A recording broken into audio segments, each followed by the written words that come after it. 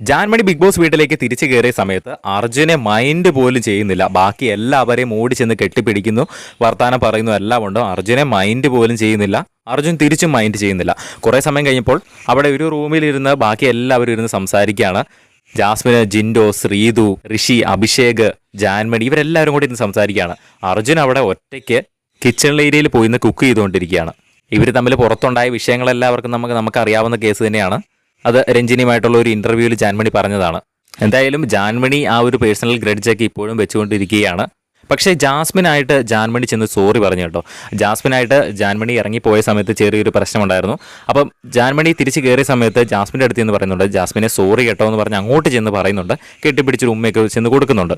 അപ്പോൾ ജാസ്മിൻ പറയുന്നുണ്ട്, ജാൻമണി അതൊന്നും എൻ്റെ മനസ്സിലില്ല, ഇറങ്ങിയ സമയത്ത് എനിക്ക് എൻ്റെ മനസ്സിലുണ്ടായിരുന്നു, പക്ഷേ ഇപ്പം ഞാൻ അതെല്ലാം മറന്നു എന്ന് ജാസ്മിനും പറയുന്നുണ്ട്. പക്ഷേ അർജുനെ മൈൻഡ് പോലും ചെയ്യുന്നില്ല കേട്ടോ. അർജുൻ അവിടെ ഒറ്റയ്ക്ക് നിന്ന് കിച്ചൺ ഏരിയയിൽ നിന്ന് കുക്ക് ചെയ്തുകൊണ്ടിരിക്കുകയാണ്. ബാക്കി എല്ലാവരുമായിട്ട് ജാൻമണി സംസാരിച്ച് ഒരു റൂമിൽ ഇങ്ങനെ ഇരിക്കുകയാണ്.